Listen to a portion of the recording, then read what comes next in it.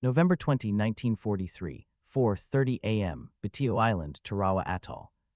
The Pacific night is absolute, a velvet blackness broken only by the faint shimmer of stars on a flat, calm sea. On the narrow, 2-mile-long island, the air is thick and heavy, smelling of salt, damp earth, and decay. In fortified bunkers and rifle pits, the Japanese defenders of the Sasebo 7th Special Naval Landing Force wait. Their orders are simple: defend to the death.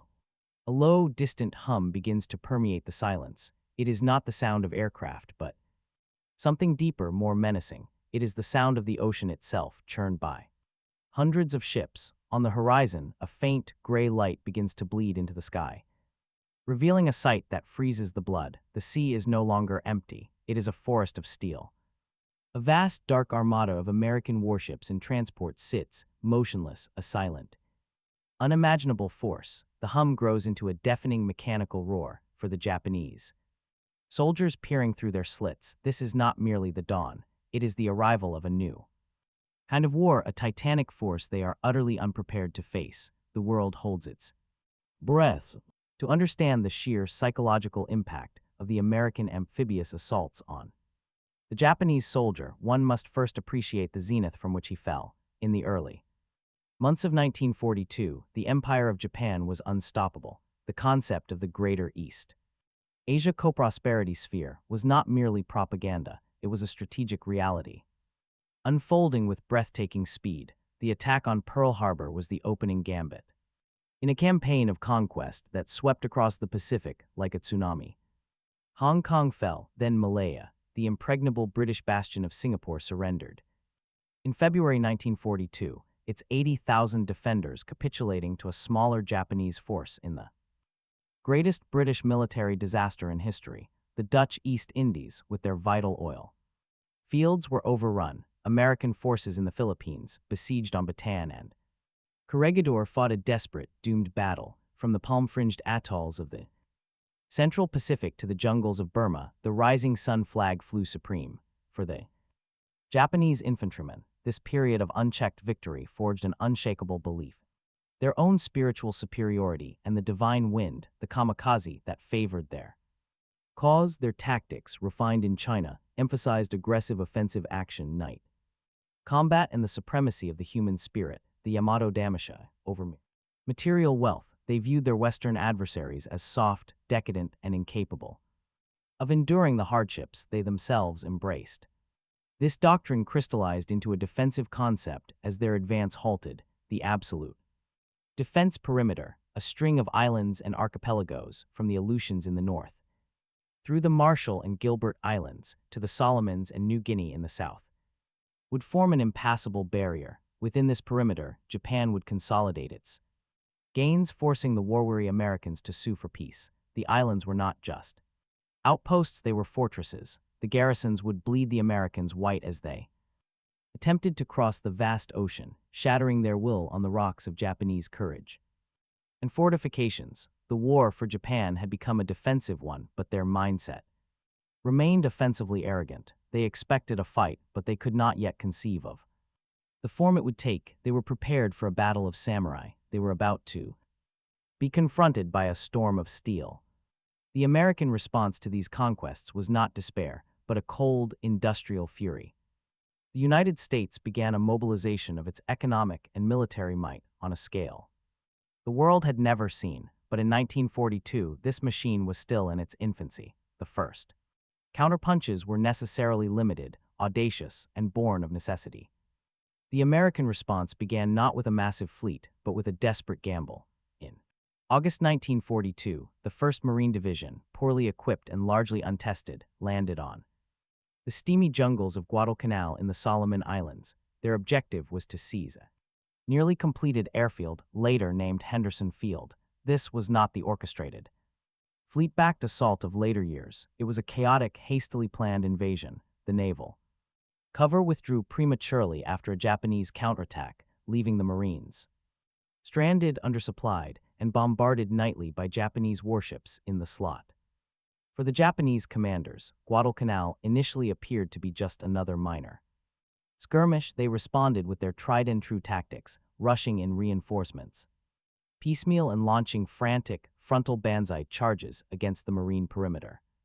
These attacks, driven by sheer martial fervor, shattered against the disciplined firepower of the Americans. The jungle nights were lit by the orange tracers of Browning automatic rifles and the explosions of mortar rounds. The Japanese learned a terrible new lesson. American infantry, when dug in, could unleash a volume of fire that no amount of human spirit could overcome. The sea around Guadalcanal became Iron Bottom Sound, a graveyard for dozens of warships from both navies, but the Americans held the airfield. This simple fact allowed them to control the skies by day, interdicting Japanese reinforcements and slowly, inexorably strangling the garrison. After 6 months of brutal attrition, the Japanese were forced to evacuate their survivors. It was a profound and shocking defeat. The myth of invincibility was broken.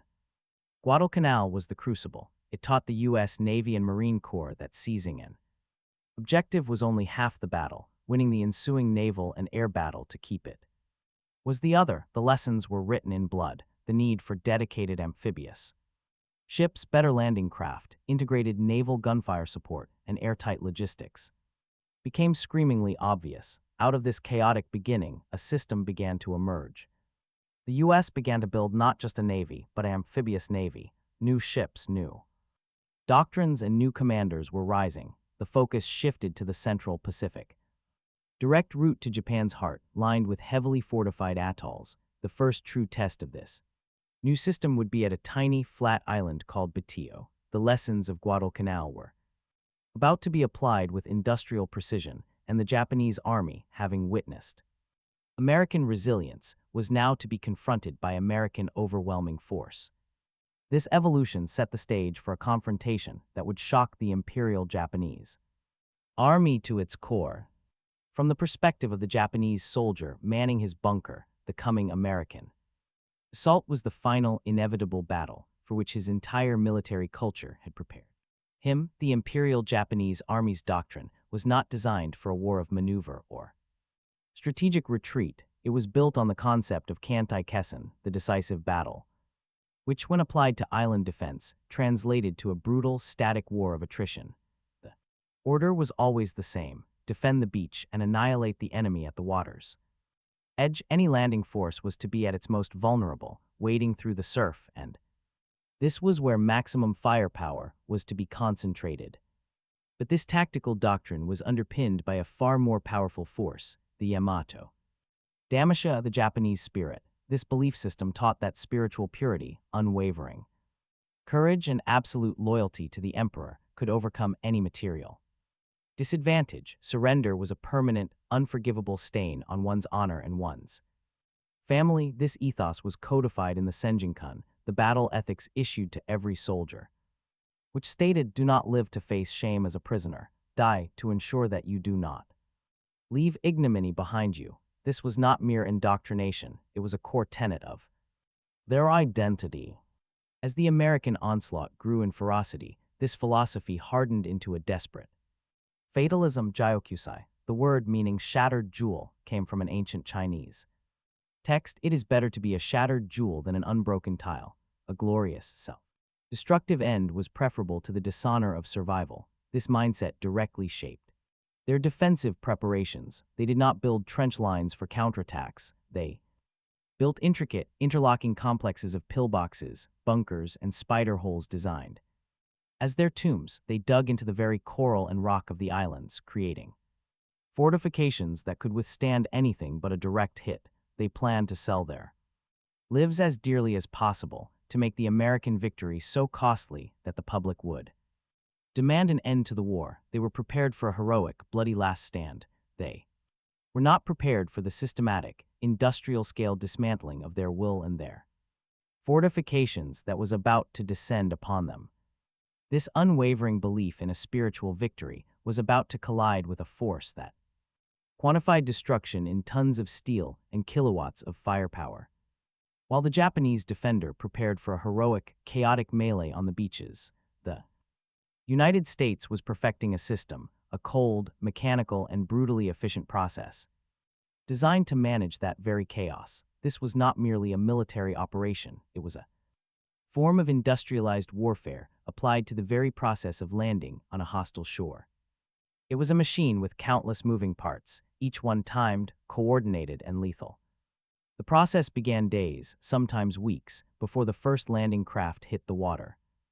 Fast carrier task forces, a revolutionary new weapon of war, would move in to establish absolute air superiority. Their Hellcat and Corsair fighters swept the skies clear of Japanese aircraft, while their dive bombers and torpedo planes began the methodical softening up of defenses. This was followed by the battleships and cruisers of the Bombardment Group. Their arrival was an event of biblical proportions. From distances of 10, 15, even 20,000 yards, their massive 16-inch and 8-inch rifles would begin their work. The goal was not just to destroy visible fortifications, but to literally reshape the landscape, to churn the earth and collapse any structure not buried deep within it. For the Japanese garrison, this was the beginning of their psychological ordeal, a days-long earthquake from which there was no shelter and no reprieve. On D-Day itself, the orchestration reached its crescendo. Before dawn, the Amphibious force would arrive, a vast city of transports and specialized landing ships crowding the horizon. The air would thrum with the sound of boat engines and the shouts of naval officers. The first waves of Marines or soldiers would descend cargo nets into their bobbing Higgins boats, LCVPs, or the larger, tank-carrying landing craft mechanized LCMs. They formed up into precise lines, a nautical ballet of violence. As each hour approached, a new sound would join the symphony, the sharp, high-pitched whine of rocket ships, LSMRs, and gunboats, LCIGs, moving inshore. They would unleash a final shrieking torrent of rockets and automatic cannon fire, walking their fury up and down the beachline in a last-minute attempt to suppress any remaining defenders. This was the system in motion, a seamless, terrifying transition from strategic bombardment to tactical application of force. It was a display of power so coordinated, so immense that it defied the Japanese concept of battle as a test of individual spirit. This intricate system of movement and fire was made possible by a technological revolution that gave the Americans tools their enemies could scarcely imagine. The American amphibious assault was a system powered by a suite of specialized technologies that created a gulf in capability the Japanese could not bridge. This was not a matter of having better rifles. It was about possessing tools designed for one specific brutal task: dismantling a fortified island. It began with the humble Higgins boat, the LCVP landing craft vehicle personnel. Designed by Andrew Higgins based on boats used in the swamps of Louisiana, was the war's unsung workhorse, its shallow draft and bow ramp that dropped forward allowed infantry to disembark as a squad directly onto the beach without exposing themselves to clamber over the sides. This simple, robust design solved the fundamental problem of moving men from ship to shore under fire. For larger equipment, the LCM landing craft mechanized could deliver a 30-ton Sherman tank directly into the fight, and for the ultimate expression of this philosophy, the LSD landing ship tank was a seagoing behemoth that could run itself onto a beach, open its massive bow doors, and disgorge an entire armored column. The Japanese had nothing comparable. Their logistics relied on conventional piers or small barges, making reinforcement and supply under fire near impossibility. Once ashore, the American infantryman's toolkit was engineered for close quarters extermination. The central problem was the Japanese pillbox, a low, reinforced concrete or coconut log structure, often buried under sand, with firing slits covering the approaches. A direct artillery hit was often the only way to destroy it, but that was imprecise and resource-intensive. The American answer was a terrifying trio of weapons. The bazooka gave a two-man team the ability to fire a shape-charge rocket, capable of punching through concrete and steel, but the true instruments of horror were the flamethrower and the demolition charge. The M22 flamethrower projected a stream of jellied gasoline that could not be extinguished with water. It would curl around corners, seep into firing ports, and suck the oxygen out of bunkers, incinerating or suffocating the occupants. The finality came from the demolition teams, armed with satchel charges. and pole charges, explosives on the end of a long pole that could be shoved into a bunker's aperture. They were the definitive bunker busters. The assault on a strongpoint became a grim, methodical drill. Machine guns and rifles would suppress the firing slits. A bazooka team might blast it to create an opening, and then the flamethrower would cleanse it with fire, followed by a demolition charge to ensure its permanent silence. For the Japanese soldier entombed in his fortress, the sequence of bullets pinging off the steel, the whoosh of the flamethrower, and the final, crushing blast of high explosives represented an inescapable, high-tech death. This technological dominance extended far beyond the infantryman's immediate reach, reaching back to the fleet that stood offshore, which had mastered the art of turning entire islands into killing zones. For the Japanese soldier, the most psychologically shattering aspect of the American assault was not the infantry nor the tanks, but the sea itself turning against them. The naval bombardment was a force of nature, an unanswerable cataclysm that transformed their island fortresses into a hellscape. This was not the sporadic shelling of old wars. It was a scientific, systematic application of firepower on a scale previously unimaginable. The old battleships resurrected from the Pearl Harbor attack formed the backbone of this effort. The USS Tennessee, Maryland, and Pennsylvania, their honor avenged now, floated as immense, mobile artillery platforms. Their 14-inch and 16-inch shells were the size of small cars. When one of these projectiles landed, it did not merely explode. It excavated the earth. A direct hit could vaporize a strongpoint, while near misses would collapse bunkers through concussive force alone, burying men alive in their own tombs. The battleships were joined by a chorus of heavy and light cruisers, their rapid-firing 8-inch and 6-inch guns stitching the landscape, targeting smaller fortifications and any area where troop movements might be suspected. The destroyers, the workhorses of the fleet, moved dangerously close to shore, their 5-inch guns firing at point-blank range into pillbox slits and cave mouths. The true revolution, however, was in its coordination and endurance. Earlier in the war, naval gunfire was often inaccurate and brief. By 1944, the system had been refined to a terrifying degree. Spotter aircraft, launched from the battleships and cruisers, circled high above the battlefield, their trained observers radioing corrections back to the ships. 200 yards north, battery in defilade, fire for effect. This turned the ships' guns into precision instruments. The bombardment was also relentless. It was no longer a prelude to the landing. It was a continuous presence. As the Marines advanced inland, they could call upon destroyers stationed just offshore for immediate fire support. Request from a forward observer could bring a salvo of 5-inch shells crashing down on a Japanese counterattack within minutes. For the defender, there was no safe rear area. No respite. The shelling went on for days, grinding down fortifications, shredding nerve endings, and making a mockery of their carefully prepared defenses. The steel typhoon from the sea made the islands not fortresses, but targets. This awesome display of firepower was only possible because of an even larger, less visible system operating over thousands of miles of ocean, a system that represented America's ultimate weapon. While the Japanese defender focused on the immediate, terrifying spectacle of combat, he was unknowingly being defeated by a force he never saw, the immense, unyielding logistical machine of the United States. This was the true, secret weapon, the engine that made the storm of steel possible. The Japanese fought a battle of stockpiles, counting their bullets in sacks of rice. The Americans fought a battle of endless flow.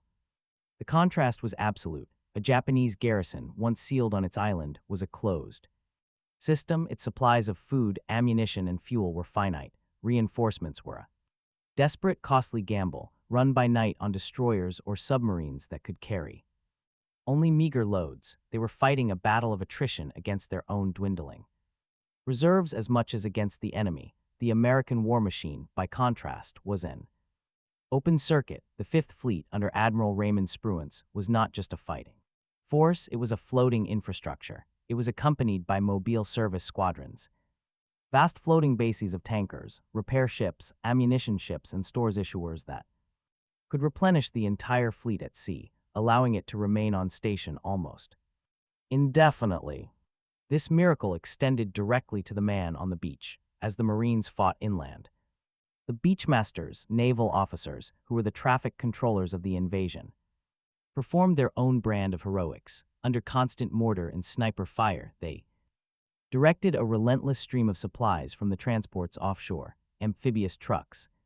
The ducks proved invaluable, driving from ship to shore and then inland to deliver ammunition and water directly to the front lines. Critical wounded were evacuated on their return trip. Bulldozers landed in the first waves, carved out roads and supply dumps from the chaos. Within hours of a landing, the beaches would be stacked with crates of ammunition, medical supplies, and rations. A Marine could call for more flamethrower fuel, more grenades, more water, and it would arrive. This constant, unbroken stream of materiel had a profound psychological effect on both sides. For the American, it was a reassurance that he was not alone. For the Japanese, watching this endless parade of wealth, it bred a deep, demoralizing sense of futility. They were not just fighting men, they were fighting the industrial might of a continent, delivered to their doorstep.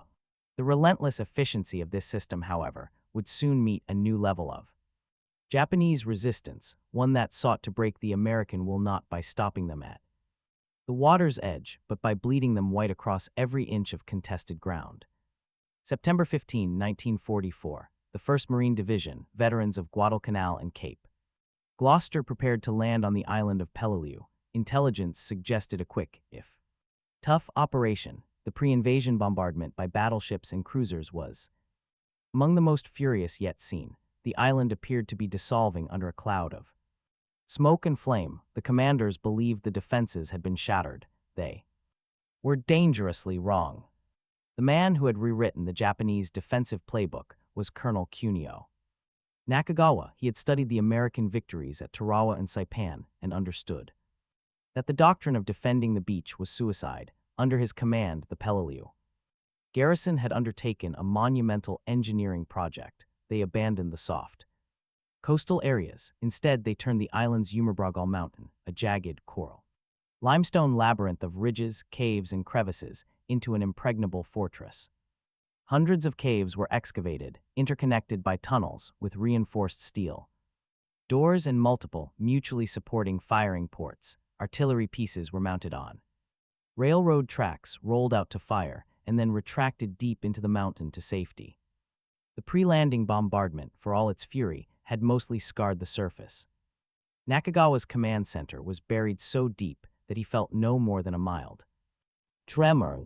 As the Marines landed, they met initial resistance on the beaches, but it was not the fanatical, concentrated defense of Tarawa. They pushed inland, believing the battle was progressing. Then they reached the foothills of the Umabragal. The mountain itself came alive. From hidden apertures hundreds of feet up, machine gun and mortar fire rained down with plunging accuracy. Every cave, every ridge was a strongpoint. Attacks against a single position would be enfiladed by fire from 3 others. The heat was unbearable, reaching 115 degrees Fahrenheit. The Marines dubbed the terrain bloody Nose Ridge. The battle degenerated into a primal, cave-by-cave, grenade-by-grenade struggle. Flamethrowers and demolitions became the primary weapons. It was a brutal war of attrition that the Americans were winning, but at a horrific cost that shocked high command. Peleliu was no longer an amphibious assault. It was a siege against a geological fortress. Nakagawa's strategy was to bypass the American material advantage and force a battle where courage and endurance were the only currencies. He succeeded in making Peleliu one of the costliest battles in Marine Corps history. In terms of casualty ratios, the American military had to confront a terrifying new reality. The Japanese were no longer trying to throw them back into the sea. They were inviting them in to die. The lesson of Peleliu was a grim preview of the future. It was a lesson that would be applied with even more terrible consequences on a volcanic island of black sand, an island that would become the ultimate test of American amphibious power against the refined Japanese defense in depth. If Peleliu was the lesson, Iwo Jima was the final bloody exam. By February 1945, the strategic imperative was clear. The island's airfields were critical for escorting B-29 superfortresses bombing the Japanese homeland and for emergency landings.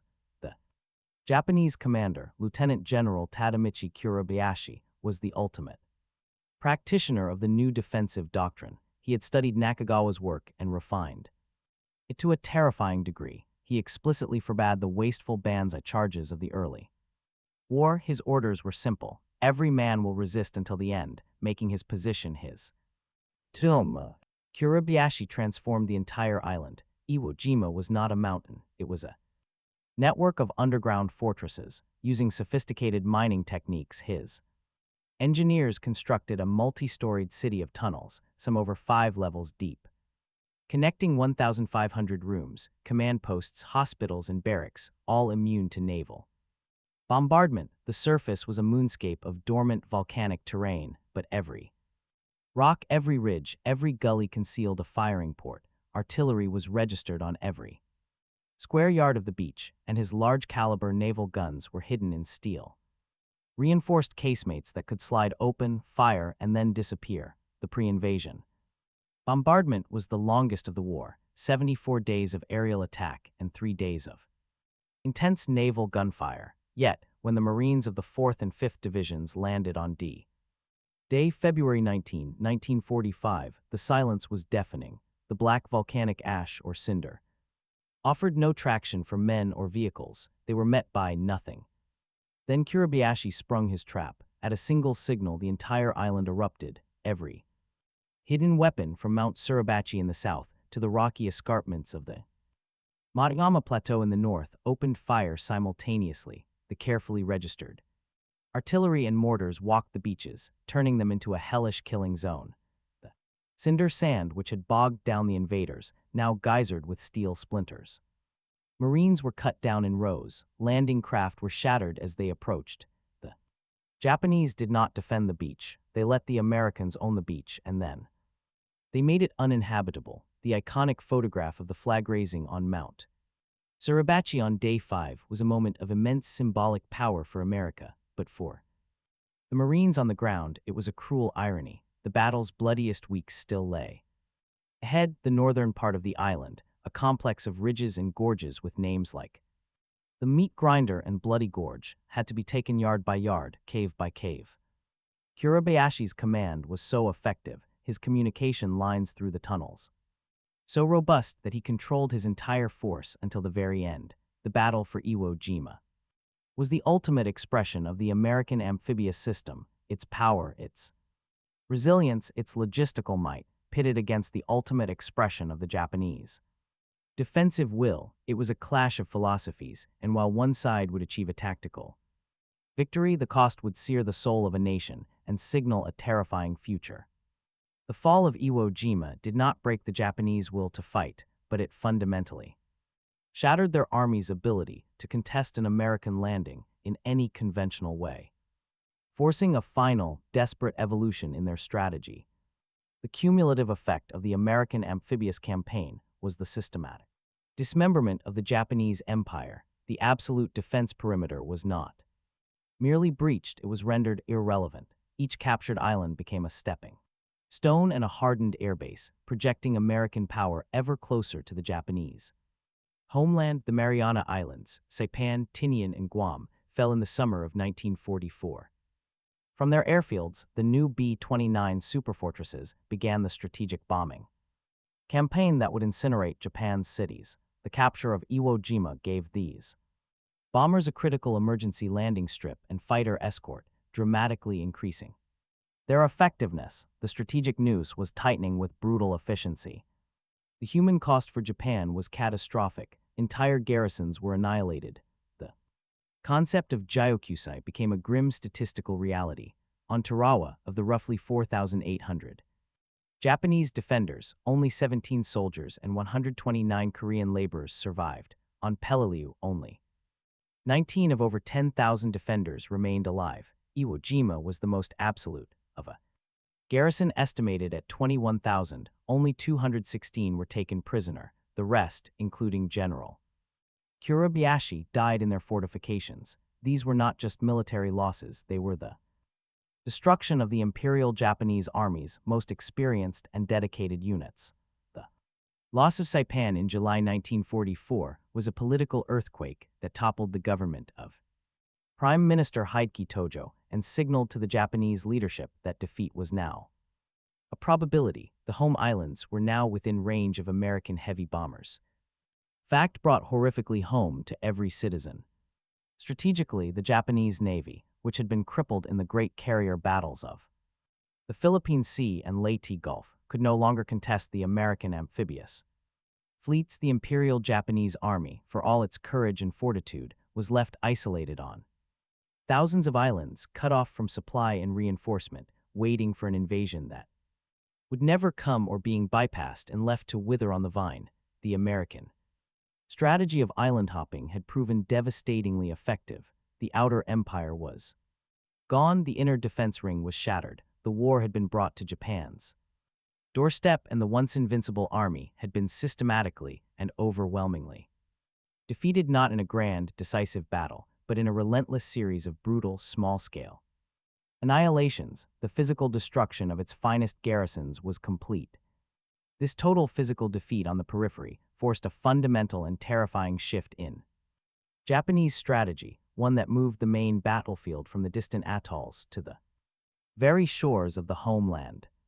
The overwhelming nature of the American amphibious assaults did more than just destroy armies and fortifications. It shattered a military ethos, the Japanese soldiers' unwavering belief in the supremacy of his spirit. The Yamato Damasha had been systematically invalidated by a form of warfare that was impersonal, industrial, and utterly indifferent to his courage. He could not charge the naval bombardment. He could not bayonet a flamethrower's stream. He could not outendure a logistics chain that spanned an ocean. This psychological dislocation was profound. The enemy was not a face but a system, a machine that advanced with terrifying inevitability.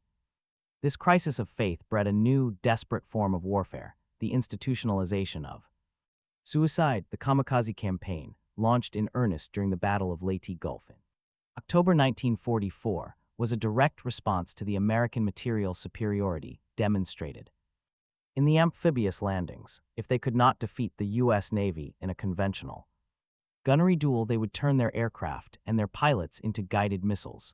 It was a tragic, horrific admission that traditional tactics had failed. The young pilots of the Takatai were not just on a military mission, they were performing a spiritual rite.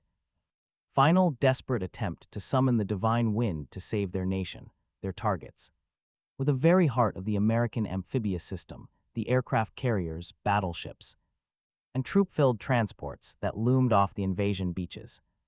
This philosophy of sacrificial defense culminated in the plan for the final battle, Ketsu Go Operation Decisive. The lessons of Tarawa, Peleliu, and Iwo Jima were clear. The Americans could not be stopped on the beach. Therefore, the entire Japanese homeland would become the final amphibious objective. The strategy was to make the cost of invasion so horrific that the Americans would seek a negotiated peace. Every man, woman, and child would be mobilized. The army conserved its remaining strength, hoarding aircraft, gasoline, and over 2 million soldiers for the anticipated invasion of Kyushu, codenamed by the Americans as Operation Olympic. The plan involved crashing thousands of kamikaze aircraft and suicide boats into the invasion fleet, while the remaining veteran divisions launched massive counterattacks on the landing zones. It was a vision of national Gyokusai, a shattering of the entire jewel of Japan. The American amphibious assaults had so overwhelmed the Japanese military that its final, logical recourse was to prepare for the total annihilation of its own people, a despairing testament to the terrifying effectiveness of the American way of war.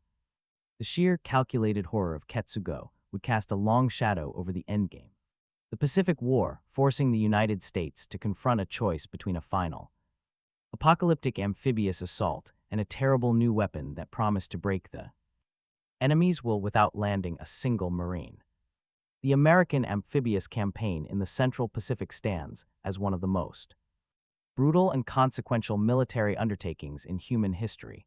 It was a collision not just of armies but of civilizations and their fundamental philosophies of war.